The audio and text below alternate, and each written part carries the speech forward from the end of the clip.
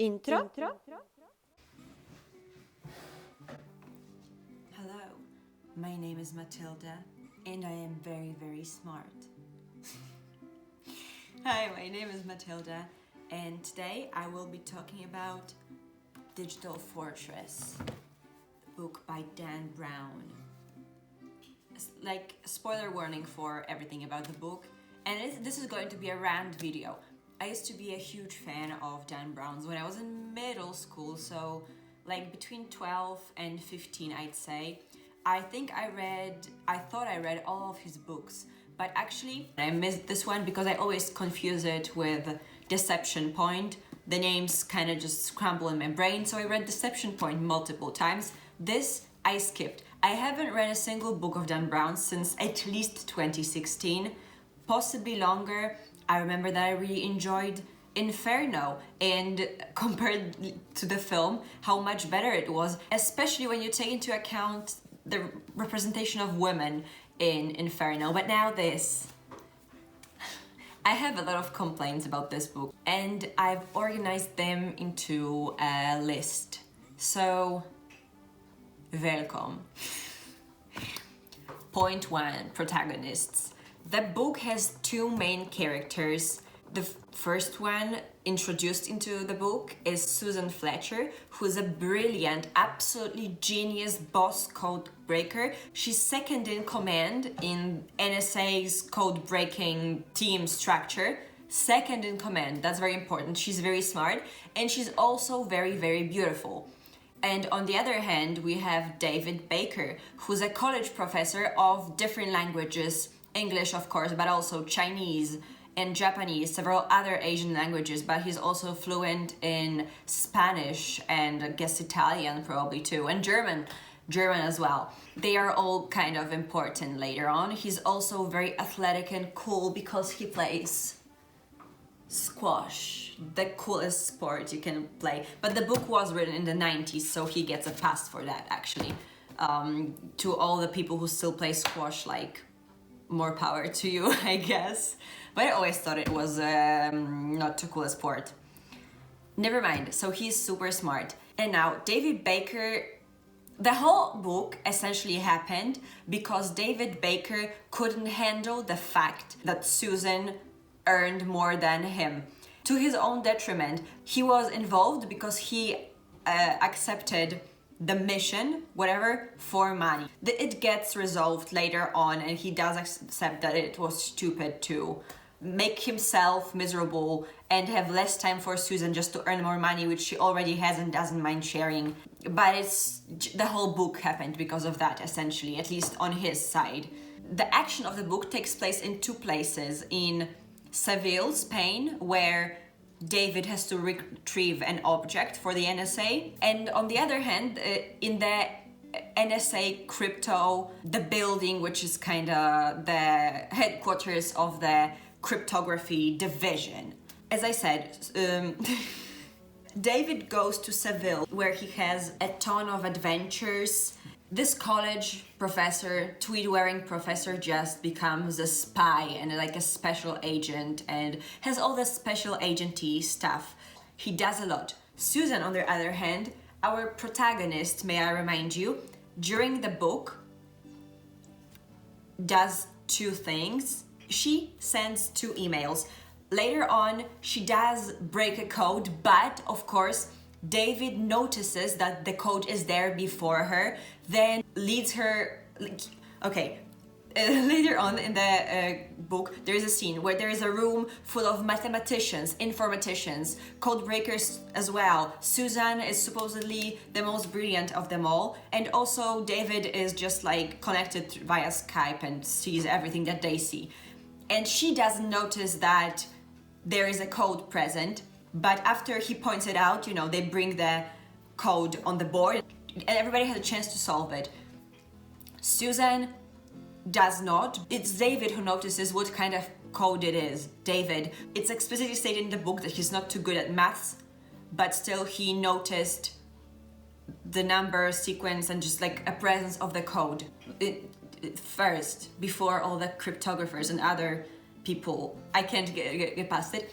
And even then, when the final step of the code is, you know, coming up with the solution. The book puts it that way, that we're aware that both Susan and David are coming up with the solution, but the book, I don't know if it makes a point, but I think it says something that even if they are thinking at the same time, on the page, David comes up with the solution before her, and even though she, you know, implements the resolution to the code, it was he, mathematically challenged college professor, who came up with the solution to the code.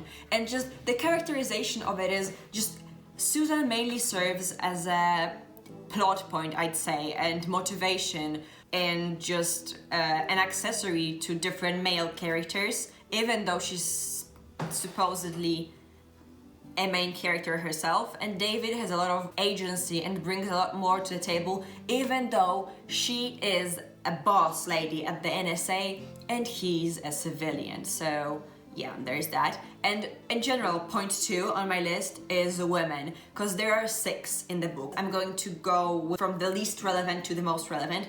There is a tourist. It's a couple, a girl and a boy. The boy does all the talking, and the girl is only there to have her skirt lift up while she's driving a scooter, and then to hide money in her bra. That's the extent of the things that she does. Then we have the character of a Latina lover. She's an accessory to blackmail based on sexual harassment. She was, not knowing that, recorded having sex with the guy who's being blackmailed, and there's that. Now, number 4, I guess, is Soshikuta, who's a tiny Japanese lady. She's the only person who's not described, the only one who doesn't look like a Victoria's Secret model, upcoming, current, or retired, because she's a tiny lady, and her purpose in the book is completely asexual. She brings over 2 documents. That's her purpose in the book. And may I remind you that our protagonist, Susan, her purpose was sending 2 emails. So what does that say? Number 3 was Megan, who was a girl who had the item, and she was underage, I think 16. She was not sexualized in the sense that she was described in a sexual manner. However, David puts her in a position where he says to her, she has the item, right? He says to her that you have something that I want and I will pay you for this thing and you will give it to me, which clearly, you know, he's a grown-up, strong, tall dude. She's a short 16-year-old girl, and it sounds to her like she's about to be sexually assaulted. That's a position she's being put in, and she runs away and protects herself with pepper spray. However, still, that's a position she's been put in. And may I remind you that already on the list there was one girl that was sexualized, and one girl who was sexualized, and one girl who was unknowingly sexually harassed as well. 3 more girls, I guess. One was a prostitute who died suffocating under her very morbidly obese client. So, while technically he was dead and couldn't get off, she died, or she was killed, having the perception that she was being sexually assaulted. Then there was Midge. Oh yeah, and that's the top of my list, Midge. Midge was a specialist in the field of data and a very senior worker in the NSA. And Midge discovers quite early on that there's a problem that, you know, everybody is like solving. And all the men that she consults don't believe her and refuse to take her into account. Every hunch or everything that she sees are brushed off on the count that it's just her womanly intuition, and not that it's her experience, you know, giving her clues. It's her womanly intuition. And even when she's, you know, she's on the phone with an informatician and she's looking at a place and saying there is no power here, there should be power here, there's no electricity in here, I can see it. The person on the phone, the guy on the phone is like, Midge, you're just paranoid, it's not happening, I can see it happening, Jabba. And then Jabba is like, well, even if it is, it's not a problem because some dude must have come up with the reason for extinguishing power to that place.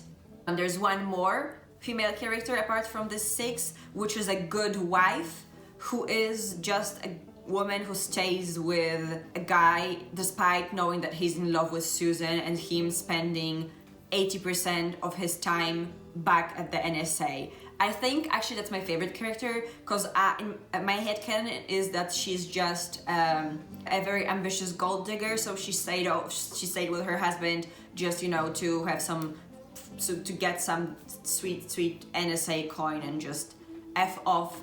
And yeah, and I don't think I have to empathize with her husband, since he explicitly is in love for years with another woman, and the wife supposedly knows that as well. So you see where I'm going with this. 3 women. Oh, Susan at some point also thinks she's about to be sexually assaulted. So 2 women are thinking they're going to be sexually assaulted. One of them is, and one is sexualized, and one is a victim of sexism in the workplace. Just, this book is so sexist, it's just ridiculous. I wonder whether all Dan Brown books are like that, and I just didn't notice, or if this one is particularly the worst, because I think that he genuinely didn't set up to put down women. I don't think that was the objective, even like a side objective of the book. I just think that he thought he was writing a genuinely good book with cool female characters, because there's so many, you know. Number 3 is a point which I already mentioned in my January book review, which is Without Wax. David and Susan, who is very smart, flirt by using code, because she teaches him some code and he sent her coded messages. They exchange those coded messages, and David sent her a message which says, "Please accept this humble fact, my love for you is without wax. I don't have to check it, it's ingrained in my brain." It was like a third of the book in, that's where they put it. And Susan, the genius code breaker, has been struggling with this code without wax for months, for like upwards of half a year. And I was so taken out of the book because of that, because it's a well-known, I thought, fact that without wax, that the word sincere, English word sincere, comes from sincera in Latin, I thought, which means without wax. And it has to do with how sculptors used to patch up their creations with wax. Hence, without wax is something pure and sincere, and so sincerely means, you know, without wax means sincerely. And this girl, our Susan, didn't pick up a single dictionary, didn't think that since her hubby is, her fiance is a language pro, she didn't think to pick up a book, to consult a different specialist for 6 months. And then I learned that actually the whole without wax thing is etymological myth, which is very old and well established, because it's like from the 16th century, but it depends on the version. It may come from Latin, Spanish, or Italian, and have to do with repairing pottery, sculptures, or like frames for pictures, different stuff. It's essentially, it's made up. It's very well documented, but it's made up. Sincere just comes from sincere from Latin, which means pure and honest, you know? So it's bull poop. And that made me even more angry, because that means that not only Susan is stupid and didn't think to pick up a book, but also Dan Brown didn't think to check his facts. And from then on, I was prepared to catch and notice different types of mistakes that he might make. One of them is, in general, his whole portrayal of Spain, and by that I mean Seville. First of all, he said that in Spain, Catholic people have communion at the beginning of the church service. That's not true. Second of all, there was a situation where a person was dying from a collapsed lung, or like because he was shot.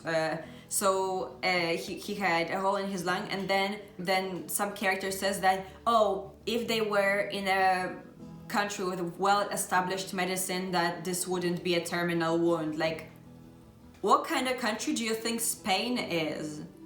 Excuse me, like, that was weird for me. And how he portrayed Spain as this country which is lax with its procedures, with its police, with its hospital security, with everything. I don't know. I think it's a rather negative portrayal of the place, even if if it wasn't intentionally bashing Seville. That's kind of how it comes out. And I learned that at Council of Seville or whatever, some officials invited Dan Brown over to show him how Seville is actually this gorgeous and beautiful city. So that went over well with the Spanish people. And apart from that, I just feel that Dan Brown hand waves a lot of technology and a lot of specific technical issues that he mentions in his book, and I don't really appreciate that. I am fine with the book was written in the 90s, right? So I am fine with the author making up or speeding up technology, but just not doing their research and lying and changing reality to that extent, to an extent where it feels negligent rather than deliberate. I'm not really fine with. So like strike 3, I guess. Point 4. The pacing of the book. Dan Brown builds up the tension from the first page on. There is not really a release or a moment of stagnation. And this is a thriller, so I guess it's expected. However, I might be biased in this because I didn't like so many other things of the book, but I felt that, well, it could work, that you know, advancing the tension further, but I thought that he could cut down on the side characters, tertiary and like quattertiary and cinquentiary characters who also had their side plots, because I felt that they were there to build the tension, but they were actually irrelevant. They didn't really matter, and they occupied too much page time. I think that he could focus a bit more on the most important 6 characters.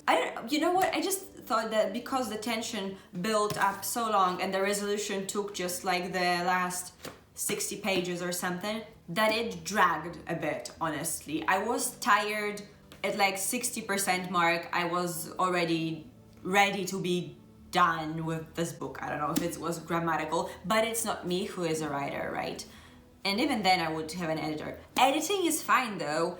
The prose in the... Okay, let's move on to the positives of the book. So, no, hold on, no, I have one more point that I hated. The 5th thing, one more point that I truly disliked.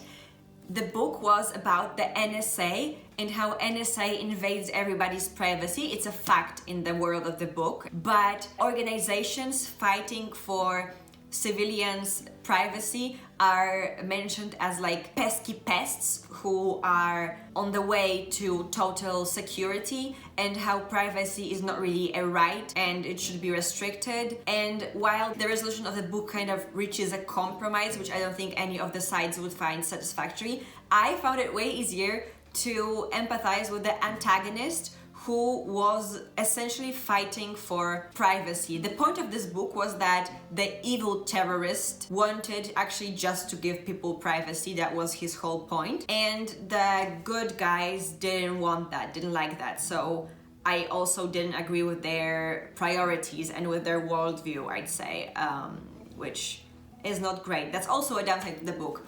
On the plus side, the prose is coherent. I don't have much bad or anything bad to say about the language, except to how poorly it was used to describe women, and that's it. I don't have any single positive thing to say, like an advantage, a really good thing to say about this book, cause it sucked. I give it 1 out of 5 stars. Don't read it. It sucked. It was the worst. It was the worst. And that's it. This truly is a cup from a math contest that I won, so I'm very smart, you can tell, because I show you. That's how I felt when I was told that Susan is smart, but at every point everybody else was smarter than her, and she was supposed to be a genius. So thank you for joining me. I hope you enjoyed this rant. Please don't read that particular book. Maybe other books by Dan Brown are great. If you like this, please subscribe and like this video. Also, you can leave a comment. I love reading those. And all my social media links are in the description box, as well as a link to my dog's Instagram. I post videos about dogs and dog training, as well as videos such as these about books and films and different kind of media. I hope y'all have a nice day. Bye bye.